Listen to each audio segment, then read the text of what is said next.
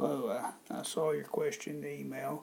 You want to use the quadratic formula to solve this equation, 3x squared minus 7x minus 6 equals 0. Value of a is always the coefficient of the squared term, which is 3 in this case. Value of b is always the coefficient of the linear term, which is negative 7. Value of c is always the constant, negative 6. When you have it in standard form, which means 0 on one side, everything else on the other. Now here's the quadratic formula.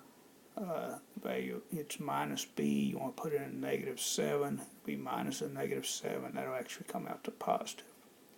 And it's plus or minus the square root of b squared, you put in a negative 7, negative quantity, that negative squared would be 49, minus 4 times ac, value a is 3, c is negative 6.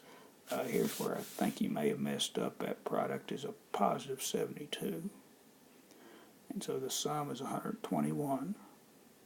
So over 2 times a, which is 6. Square root of 121 is 11.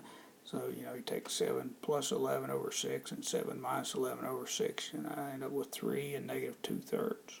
You can check those answers. I mean, if you put 3 in here for x, it should come out with 0. If you put in negative 2/3, it should also come out with 0. Hope this helps.